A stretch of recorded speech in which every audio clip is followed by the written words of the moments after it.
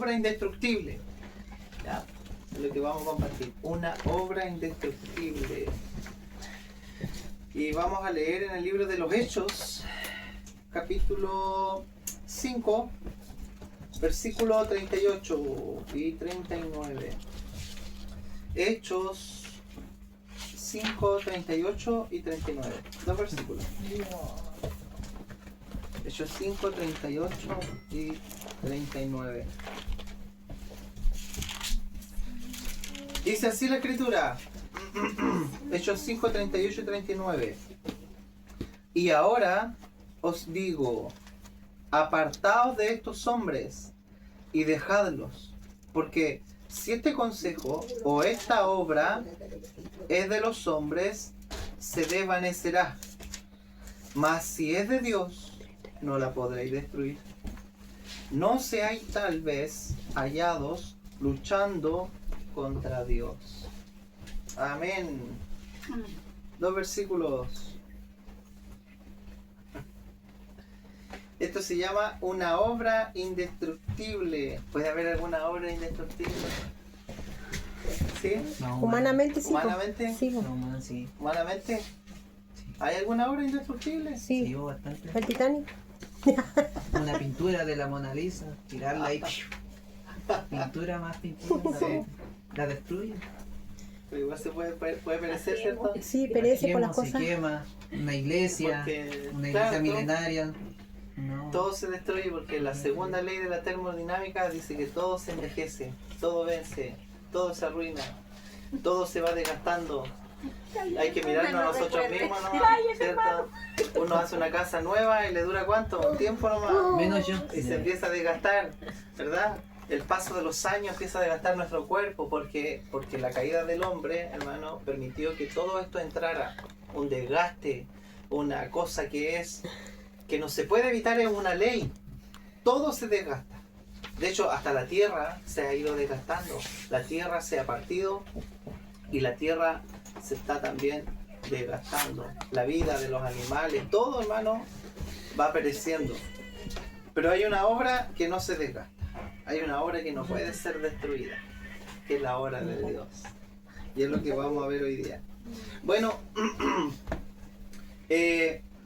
esta palabra, hermanos, que el Señor nos ha dado para poder disfrutar en el día de hoy, tiene que ver con su obrar, tiene que ver con lo que Dios ha forjado, porque no olvidemos que Dios tiene un propósito, ¿cierto? Todos sabemos que Dios tiene un propósito. ¿Quién puede decir cuál es el propósito de Dios? Venir a salvarnos. Venir a salvarnos, es una de las partes, ¿cierto? Dar a conocer a su hijo. Dar a conocer a su Hijo, ¿verdad? ¿Y para qué Dios nos quiere salvar? Para que vivamos con él, reinemos con él. Para que vivamos con Él, reinemos con Él, ¿cierto? O sea, todo es todo tiene, ¿verdad? Una línea, un orden. Dios es un Dios de orden. Dios no es un Dios que las cosas lo pillen por sorpresa. Dios todo lo tiene planeado desde la eternidad. Solamente que ahora Él ejecutó todo lo que ya estaba, ¿cierto? En Él. Entonces, nosotros, hermanos, somos parte de esta obra indestructible que Dios ha realizado, que Dios ha hecho, pero aún así nosotros no conocemos de qué se trata mayormente. O sea, le damos pinceladas, tratamos de rajuñar un poquito la obra, el propósito, lo que Dios ha hecho, y de ahí nos tomamos, nos alimentamos, encontramos que es rico, y nos cuesta discernir un poco. ¿Por qué nos cuesta discernir? ¿Por qué nos cuesta ver lo que Dios ve? ¿Por qué nos cuesta amar lo que Dios ama? ¿Por qué nos cuesta? Porque nosotros nos hallamos luchando contra Dios. Todo el tiempo estamos peleando contra Dios, aunque no lo veamos, aunque no nos demos cuenta a veces, pero todo el tiempo estamos a la defensiva porque nuestra naturaleza caída es enemistad con Dios. Entonces, Cristo muere, miren, hermano. Cristo resucita, Cristo se va a los cielos, envía al Consolador, envía el Espíritu Santo y comienza la obra una obra que no existía antes, en el antiguo pacto, sino que ahora esta obra, porque cuando Cristo estaba en vida, digamos humanamente caminando, no era tan peligroso para los religiosos como hoy día. ¿En qué sentido? En el sentido de la multiplicación. Porque cuando el Señor bautizó, ¿cierto? Cuando el Señor prometió a los apóstoles en el libro de Hechos y les dijo, quédense aquí, ¿verdad? Hasta que venga el Espíritu Santo. Y cuando venga, me serán testigos en Judea, en Samaria, en Jerusalén y hasta lo último de la tierra. O sea que cuando Cristo estaba caminando con los hombres, Él estaba en un lugar físico, ¿verdad? No podía expandirse más allá. O sea, donde Él iba, solamente ahí podía Él operar. Pero hoy día somos miles de millones de personas que creemos y que tenemos a Cristo en nuestro interior. ¿Verdad? Amén. Amén. Entonces, esta obra la comenzaron los discípulos, miren, en el libro de los Hechos. Ellos comenzaron a predicar a Cristo, ya no andaban con Él caminando, no, Él estaba dentro de ellos. Entonces ahora la predicación era hablar de la muerte de Jesucristo, de hablar de Él, de predicar de Él, y ellos, hermanos, eran personas que al hablar del Señor sucedían milagros. Entonces, Juan y Pedro ellos todos los días iban a orar al templo La Hermosa, dice la Biblia, y había allí una persona paralítica, un limosnero de hace 40 años que estaba ahí. Llevaba poquito tiempo y estaba ahí todos los días.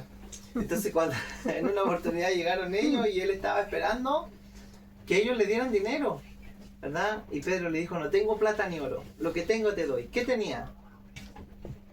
En el nombre de Jesús. No, pero ¿qué tenía? Amor. Tenía poder, ¿cierto? Ah, tenía poder. Tenía poder, tenía una vida.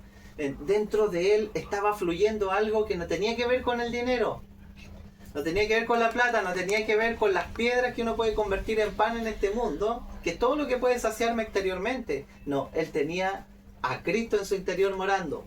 Entonces mira lo que dice ahí mismo en Hechos 5, ahí mismo en el capítulo 5, ¿Ya? pero el versículo 19 y 20 dice, miren, más un ángel del Señor abriendo de noche las puertas de la cárcel y sacándolos dijo, y puestos en pie en el templo, anunciad al pueblo todas las palabras de esta vida.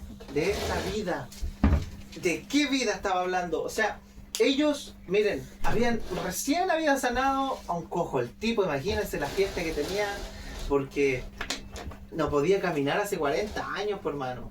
Imagínense, yo tengo un colega de trabajo que lleva 20 años dializándose. Imagínense que de un momento a otro el Señor lo sane, ¿verdad? Amén. ¿Cómo estaría él? Saltando en una pata. ¿Cierto? Feliz, feliz. O sea, sus riñones vuelven a la vida. O sea, ya no hay dependencia, miren, de médicos, de terceras personas. Ya no tiene que estresarse dializándose 3 veces a la semana para poder vivir. Ya no se hincha. Ya va a poder tomar líquidos con gas. Ya va a poder tener otro tipo de alimentación. Va a poder salir de vacaciones porque no lo puede hacer. Entonces, una persona que está sujeta a una enfermedad, hermano, es una persona que está sujeta también a un estilo de vida que no puede vivir lo que él quisiera vivir. Entonces, cuando esta persona fue sana, fue libre. No solo fue sana, fue libre. Fue libre en ese momento. Entonces, ¿qué pasa con los religiosos? Que empiezan a cuestionar.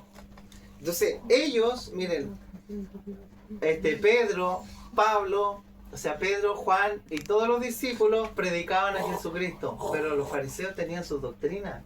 Ellos tenían su propia religión, que era el judaísmo.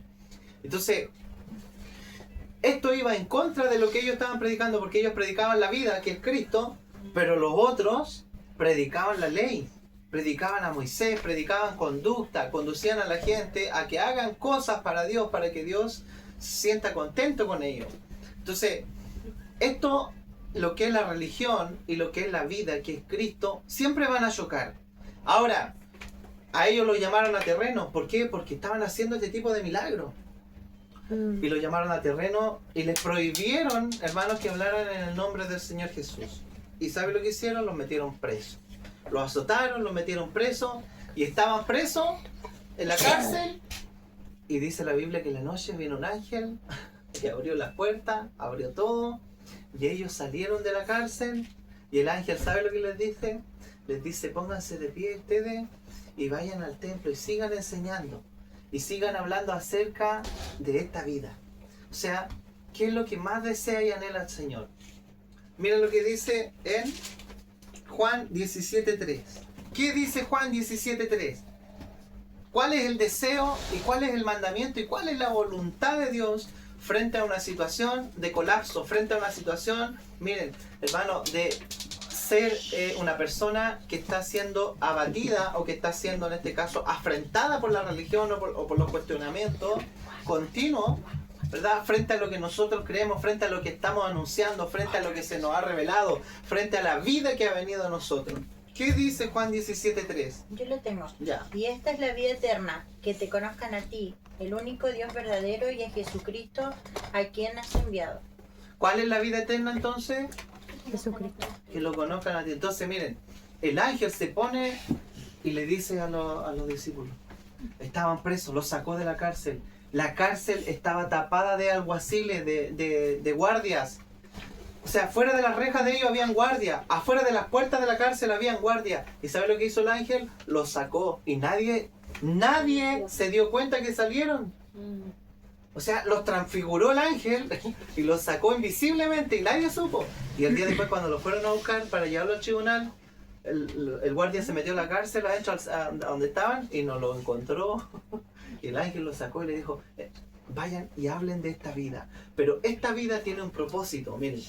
Esta vida dice que esta es la vida eterna, que te conozcan a ti. O sea, esta vida tiene el propósito de revelar a una persona. Esta vida, que es la vida eterna, que es la vida divina, tiene el propósito de revelar ¿a quién? A Dios el Padre y a Jesucristo su Hijo. El único propósito, miren, que tiene Dios al sembrarse en nosotros es darnos a conocer a una persona. O sea, Dios viene a vivir dentro de mí, no para mejorarme mi vida, no para solucionarme mis problemas temporales, porque los voy a seguir teniendo. Me voy a seguir enfermando, voy a seguir teniendo colapsos nerviosos, voy a seguir teniendo a lo mejor problemas con mi vecino, problemas en el trabajo, me va a faltar la plata a veces. Pero, miren, hay algo dentro de nosotros, hermano, que es poderoso, que es el Espíritu de Dios viviendo en mí para dar a conocer a una persona que es el Padre y es el Hijo. Esta palabra, ¿sabe quién le dijo? El Señor Jesucristo. Esta es la vida eterna, que te conozcan a ti. La vida eterna puesta en nosotros no tiene el propósito, hermano, de ser un reformador social. No, el único propósito es darnos a conocer al Padre. Amén. O sea, todo lo que está dentro de mí, que es la vida de Dios, me da y me revela a una persona. ¿Amén? Amén.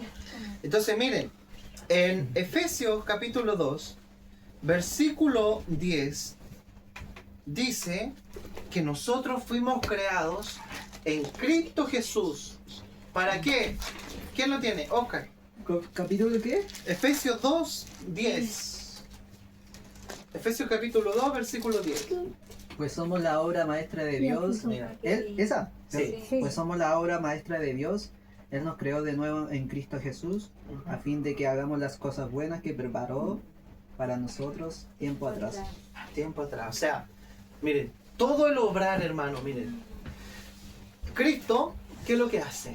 Dios, viendo nuestra caída y viendo que nosotros estábamos perdidos en nuestro delito y pecado, no teníamos oportunidad, estábamos desahuciados, estábamos destituidos de la gloria de Dios, ¿verdad? Por causa de la caída del hombre. Pero en el principio no fue así, porque en el principio nosotros estábamos en Cristo, estábamos en Dios, estábamos en la eternidad, en el corazón del Padre. Pero cuando Dios hace y desarrolla la creación, el hombre cae, el hombre peca, el hombre adquiere una naturaleza enemiga. Y entonces, ¿qué pasa? Que Dios tiene que volver a recuperarnos. Tiene que volver a comprarnos ahora. Porque siempre fuimos de Él. Sí. Todo fue creado en Él, por Él y para Él. Siempre fuimos de Dios.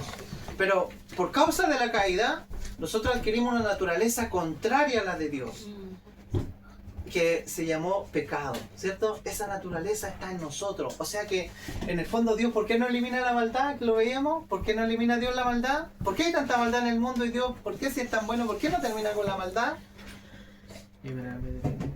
Porque tendría que terminar con nosotros. Porque nosotros somos la maldad, po. Sí. Y Dios por amor, Mm. miren, nos mantiene con vida. Entonces cuando uno dice y se pregunta, ¿por qué Dios permite tanta maldad? Porque te ama, po.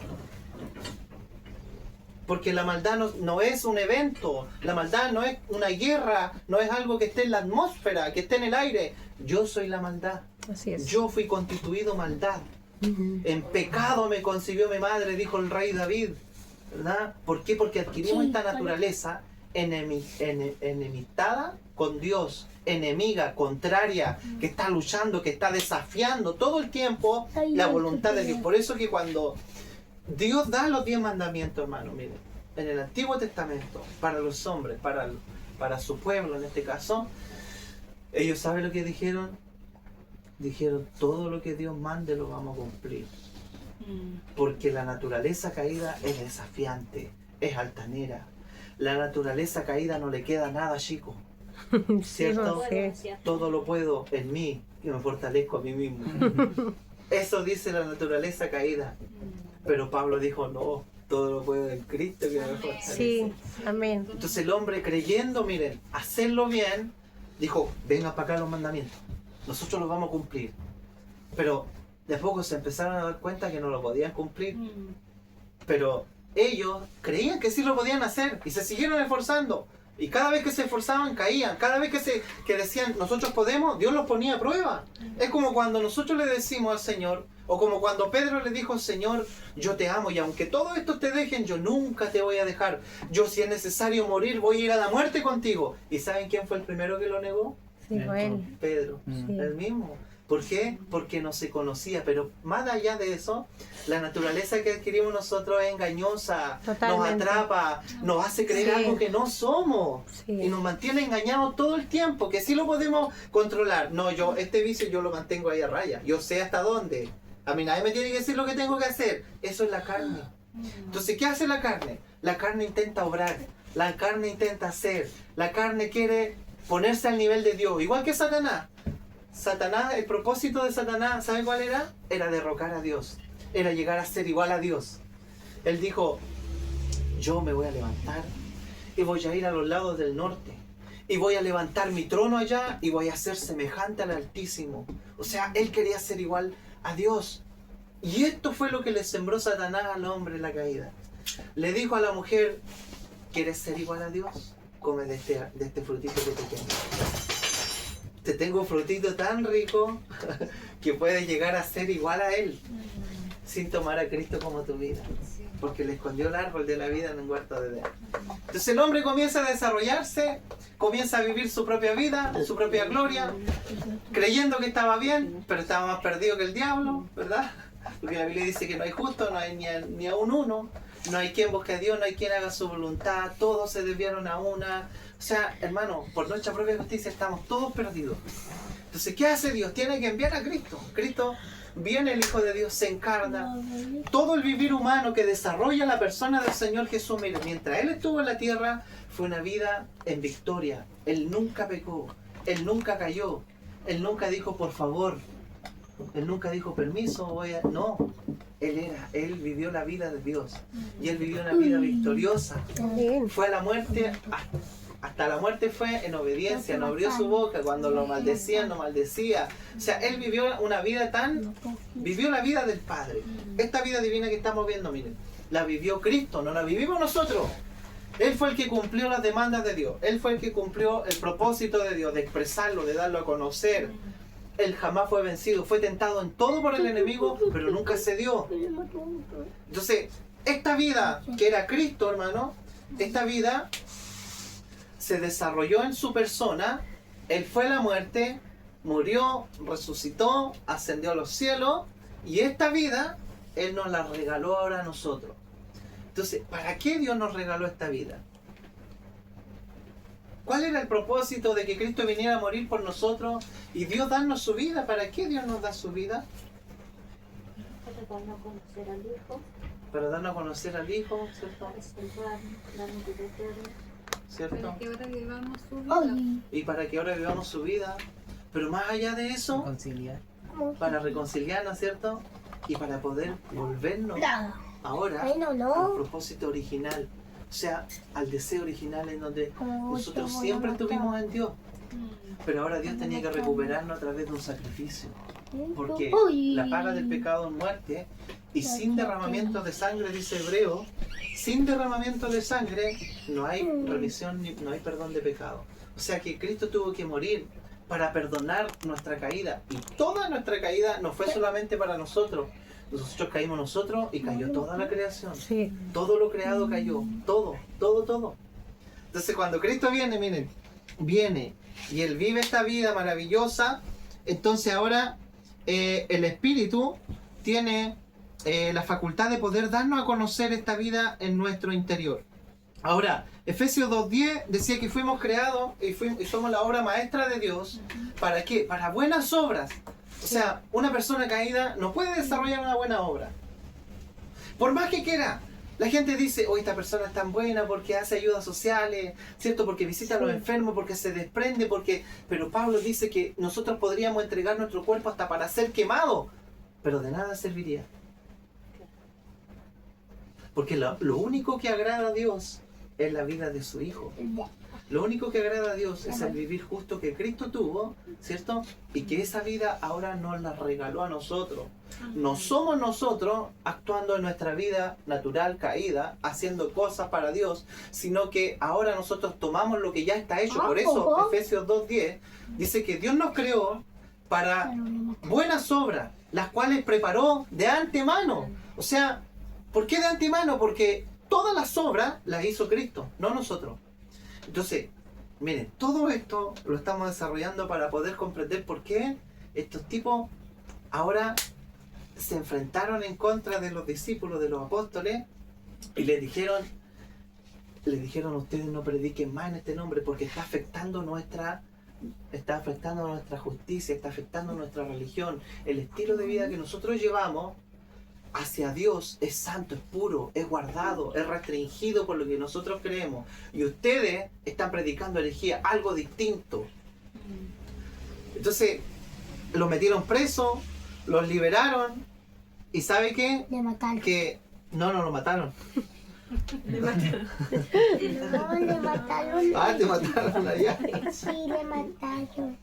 Entonces, después de haberlo azotado mucho, miren, los dejaron libres a ellos.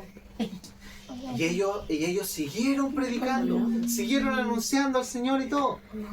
Entonces, ¿saben qué? Querían matarlos a ellos, porque estaban predicando el nombre del Señor Jesús. Y los fariseos, hermanos, estaban ahí, estaban reunidos así como estábamos nosotros. Y se paró uno de los principales, que era Gamaliel, y les dijo, varones, hermanos, no le hagan nada a estos hombres. No le hagan nada. Porque recuerden, les dijo, en el tiempo atrás se levantó uno llamado Teudas. Y en ese tiempo se le añadieron más de 400 personas y seguían su doctrina y seguían con ellos. Pero murió Teudas y todos los seguidores después. Y se fumó todo. Pero después vino otro, le dijo Gamaliel, que era Judas. Pero no era Judas el que traicionó al Señor, era otro Judas que se levantó con doctrina y lo siguió mucho pueblo. Pero murió él y todo se desvaneció. Ahora no le hagan daño a estos hombres. Mejor dejémosle el trabajo a Dios.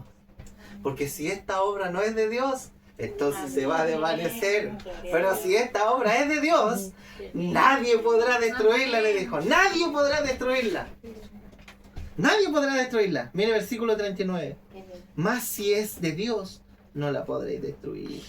No seáis tal vez hallados luchando contra Dios. Entonces, ¿qué es lo único que hace la religión? ¿Qué es lo único que hace la gente que se esfuerza? La gente que se atribuye gloria propia y que está llena de justicia propia. Que ellos pueden, que ellos sí lo logran. Que su obrar es bueno. Que ellos están llenos del Espíritu. Pero en realidad, hermano, se hallan luchando contra Dios. Uno de los ejemplos más claros es la conversión del hermano Pablo, ¿cierto? Él perseguía a los cristianos. ¿Por qué? Porque su religión, hermano, le impedía que ellos hablaran el nombre de Jesús. Entonces para ellos era una ofensa que esta gente estuviera distorsionando, miren, la fe, estuviera distorsionando el camino que por años, que siempre se ha enseñado. Pero en realidad eran doctrinas de hombres. En realidad era una religión formulada por una imagen caída, por un hombre caído, un hombre natural, un hombre con una naturaleza de pecado, un hombre que estaba enemistado con Dios, formuló, creó, pudo construir una religión. Y esa religión era todo para los judíos. Entonces Pablo fue formado, ¿saben quién lo formó a Pablo? El mismo Gamaliel que estaba diciendo estas palabras aquí. Él le enseñó a Pablo de chiquitito, le enseñó toda la ley, le enseñó la Torá, le enseñó todo, le enseñó el Tanaj, le enseñó toda la escritura. Y Pablo aprendió de los pies de Gamaliel, dice la Biblia, este maestro, porque era un maestro. Pero este maestro, al igual que Nicodemo, estaba más perdido que chicharrón en pan de Pascua, ¿cierto? O sea, estaba perdido porque Nicodemo era un maestro, igual que este hombre, pero no había nacido de nuevo. Entonces, esto chocó aquí, hermano, y el ejemplo que vemos claro es que es de este hermano Pablo, es que cuando él creía estar haciendo la voluntad de Dios, en realidad estaba luchando en contra de Dios. El esfuerzo humano, hermano, uno lo somete a la voluntad de Dios y Dios dice, ¿sabes qué? Veo tu esfuerzo humano como un trapo de inmundicia. Eso dice Isaías, que la justicia del hombre es como un trapo de inmundicia para Dios. Así lo ve Dios. O sea, ¿cómo lo ve Dios? El trapo de inmundicia en el Antiguo Testamento era algo que utilizaban las mujeres en su periodo menstrual. Eso era el trapo de inmundicia. Entonces, cuando Dios te ve a ti obrando tu fuerza, no tomando a Cristo como tu vida, no tomando todo lo que Él ganó y te lo regaló y te lo dio, y tú esforzándote en lograr vencer, luchando contra algo por tu propia fuerza, creyendo que lo estás haciendo bien, y que Dios más encima se agrade de ti, Dios te mira y Dios dice, no, eres un trapo de inmundicia. Todo lo que hace no me agrada, porque lo único que me agrada es la vida de mi hijo. Amén. Por eso el ángel, ¿sabe lo que hizo? Les dijo a los discípulos, vayan, levántense. Fueron azotados y ellos, ¿saben que nos fueron a poner un reclamo a los carabineros? Que lo habían recibido. Nos fueron a poner allá, nos fueron a poner constancia, nos apedraron el templo, ¿cierto? Llegó gente acá a hacer una protesta, quemar neumáticos fuera de la iglesia. No, ¿saben lo que hacían los discípulos? Miren, en el capítulo 4, un versículo anterior, dice, miren, capítulo 4, versículo 29, aquí mismo en Hechos. Capítulo 4, versículo 29. Mire cómo reaccionaban los discípulos. Decían así, y ahora, Señor, mira sus amenazas, miren, y concede a tus siervos que con todo denuedo hablen tu palabra mientras extiendes tu mano para que se hagan sanidad y señal y prodigio mediante el nombre de tu santo Hijo Jesús. O sea, que cada vez que ellos eran, miren, abofeteados, escarnecidos, vituperados, cada vez que levantaban calumnias, cada vez que hablaban de ellos, hermanos, no se sentían que los ponían en una posición donde necesitaban justificarse. Ellos, ¿saben lo que hacían? Ellos decían, Señor, gracias, Señor, gracias por haber sido azotados. Ellos cuando estaban presos, estos dos discípulos, después salieron, los azotaron mucho, y después salieron contentos y gozosos. ¿Quién va a salir contento después de una paliza, por hermano? ¿Quién sale contento después de un problema? Nadie, po. ¿Cierto? Cuando alguien habla mal de ti, cuando nos levantan calumnias, cuando mienten en contra de nosotros. Entonces, esta capacidad la tiene la vida divina que trabaja, que está en nosotros, que está creciendo. Por eso, bienaventurados, dijo el Señor Jesús en el Sermón del Monte, que lo vimos ya. Sí. Bienaventurados cuando por causa de mi nombre seáis vituperados, y cuando hablen toda clase de mal mintiendo, gozaos, porque grande es vuestro galardón en los cielos. Gracias, O sea, ¿cuál es la manera de actuar de un hijo de Dios cuando estás siendo golpeado, cuando estás siendo atrapado, cuando estás siendo a lo mejor vituperado, cuando alguien está hablando mal de ti, cuando los demás hablan de nosotros? Maní nomás, el Señor, con más fuerza, concédenos hablar tu palabra, con denuedo, que salga, Señor, que se libere tu vida divina, que se imparta tu vida, que la gente quede impresionada, impactada y sea atraída a tu persona. Amén. Pero ¿sabes lo que hacemos nosotros? Oye, ¿qué andas hablando de mí? ¿Cierto? ¿Qué fue lo que dijiste tú? ¿Ah? ¿Cómo dice que? ¿Cierto? Y a veces, miren, ni siquiera nos nombran. A veces con indirecta, y uno dice, y nos sentimos aludidos por cualquier cosa. Nos sentimos como que alguien, ¿verdad?, nos está haciendo daño a nosotros. Pero Dios está exponiendo nuestra naturaleza caída solamente y está permitiendo y dándonos la oportunidad que experimentemos la vida divina, po. Amén. Sí, Porque nosotros no podemos nuestra fuerza, pero el Espíritu de Dios sí. La vida que nos habita sí. sí lo puede lograr.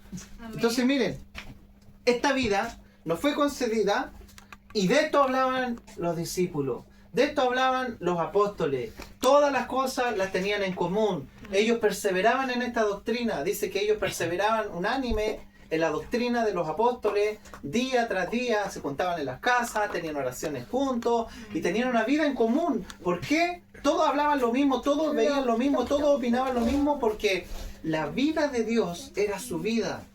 Entonces cuando nosotros tenemos un pensamiento distinto al de Dios, entonces no estamos operando en la vida divina, estamos operando en una vida caída. Porque cada uno de nosotros tiene una propia filosofía de lo que se trata la vida, ¿cierto? Cada uno de nosotros cree como quiere en Dios.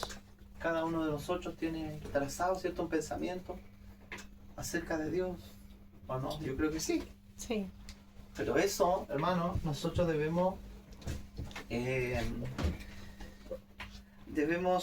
ver que hoy día en nosotros está puesta esta vida. Miren, todos los días en el templo y por las casas ellos no cesaban de enseñar y predicar a Jesucristo. Eso dice el versículo 42 del capítulo 5 de Hechos.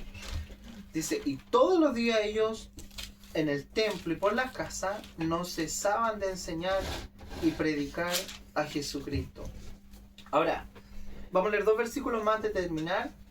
Segunda de Pedro 1.4. ¿Qué dice, hermana Kenita? Segunda de Pedro 1.4.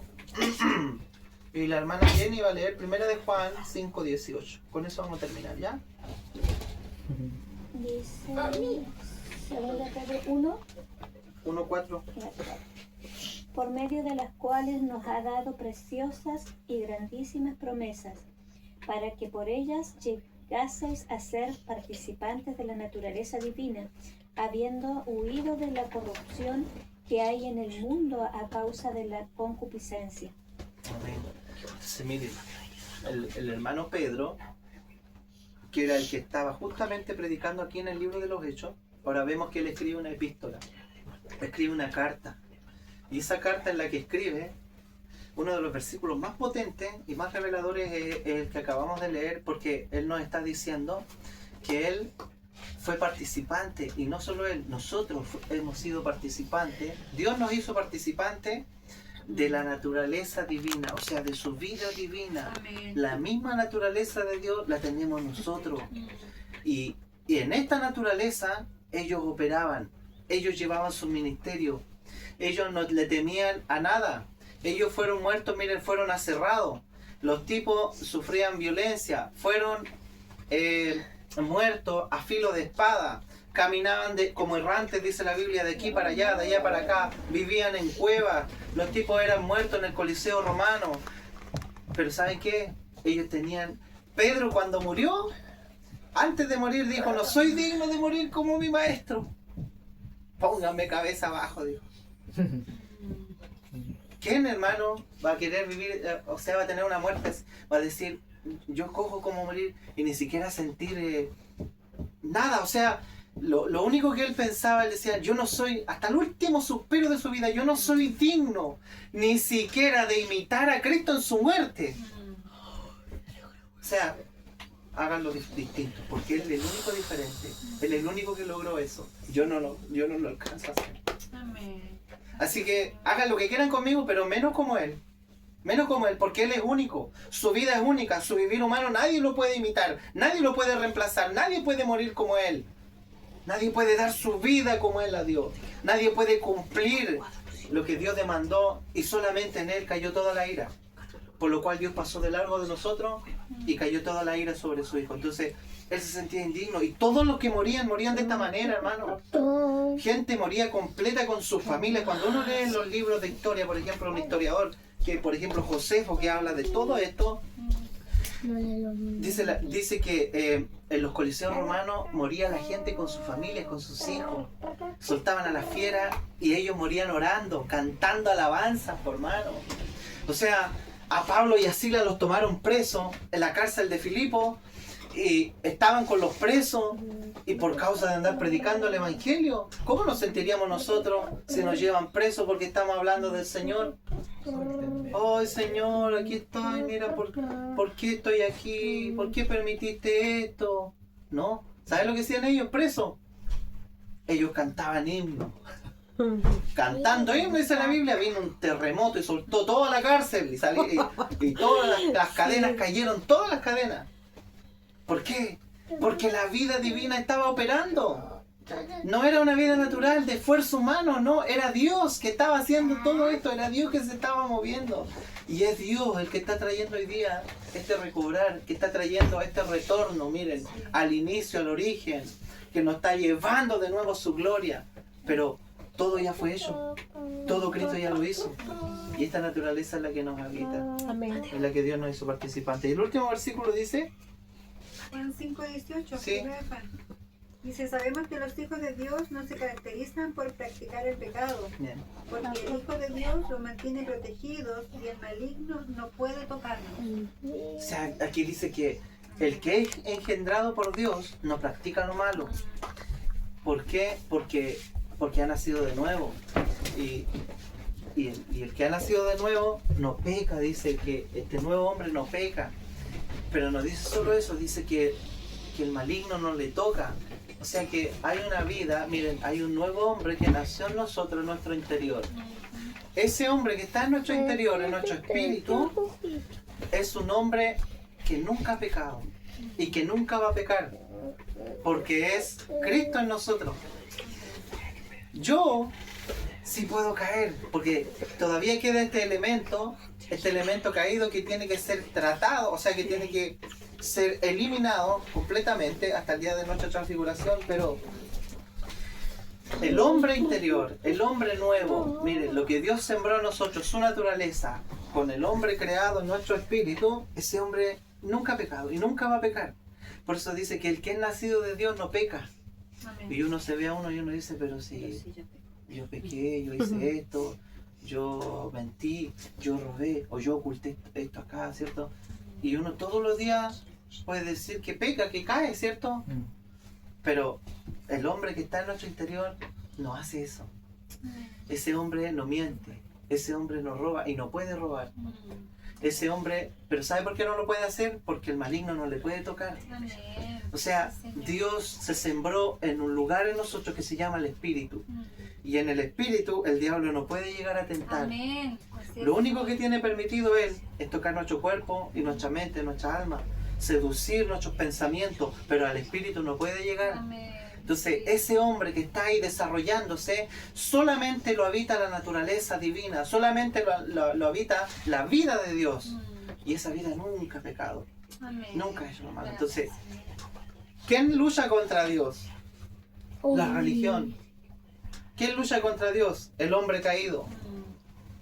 Nosotros luchamos contra Dios, nuestra naturaleza caída lucha contra Él. Es como Jacob cuando luchaba con el ángel, ¿se Yo acuerdan? lo voy a pegar. Y estuvo luchando desde la noche hasta que rayó el alba, estuvo luchando por una bendición que ya tenía. Porque él antes de nacer, Dios le da una promesa y le da una palabra a su madre, que el menor serviría al mayor y él sería el bendito. Y él se creció como con un espíritu de orfandad. ¿Cuántos hijos de Dios hoy día teniéndolo todo, se sienten como si no tuvieran nada? Sí. Porque desconocen lo que se nos fue concedido. Dios nos ama con amor Gracias, eterno. Si Señor. pudiéramos ver todo lo que somos para Dios, Amén. Gracias, Señor Jesús. no pediríamos nada. Es por esto que cuando el hijo pródigo se va de la casa y está por ahí gastando toda la herencia y después vuelve y el padre le hace una fiesta, ¿sabe lo que hizo el hermano mayor? Le dijo: Padre, toda mi vida te he servido y he estado contigo y te he obedecido en todo y nunca me has dado un cabrito para disfrutar con mis hermanos, con mis amigos. Y él le dijo: pero hijo, si todo lo que tengo es tuyo, ¿por qué nunca lo has pedido? ¿Por qué nunca me has disfrutado? Si lo tienes todo lo mío es tuyo. Porque no le pedimos, porque no tomamos, porque no podemos ver quién es Dios para nosotros. Lo vemos lejano porque la religión y nuestra naturaleza caída nos ha distanciado de Dios. Lo vemos como un Dios demasiado lejos, demasiado grande. No, Él es papá. Amén. Él nos engendró, somos sus hijos. Amén. Tenemos derecho legal y derecho de sangre. Sí, amén. Somos herederos y coherederos con Cristo. Cristo dejó de ser el único hijo de Dios para ser el primogénito Amén. entre muchos hermanos que somos nosotros. Sí. Cristo es el primero y después venimos todos nosotros. Amén. Cristo tiene herencia, nosotros también Amén. tenemos herencia. Tiene la vida divina, nosotros también la Amén. tenemos. Amén. Tiene el Espíritu Santo, nosotros igual lo tenemos. Sí, Señor. Todo lo que existe de Él también es nuestro. Sí, Amén. papito, gracias. Sí, Señor.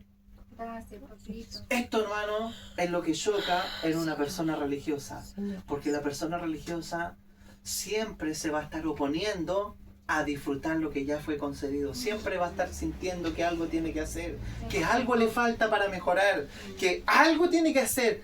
Pero todo está hecho, dice Efesios. Sí, amén. Amén. Gracias, Y Dios Jesús. ahora, como hizo todo, nos puso alfombra roja Mm. y nos dijo, caminen por esta alfombra.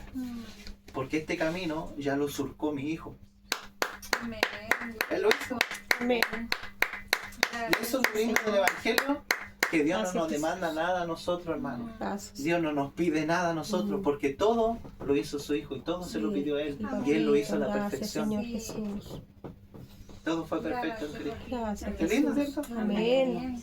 Así que tomémoslo a Él como vida y Sí, cuando Señor tengamos la Jesús. oportunidad de hablarle a alguien del Señor, llevémoslo a Cristo. Amén. Digámosle, enseñémosle que hay una vida que Dios nos dio, un regalo eterno que está, hermano, que está en nuestro interior, que no está afuera y que no debemos luchar con Dios. Amén. Amén. Gracias, Jesús. Amén. Amén. Gracias.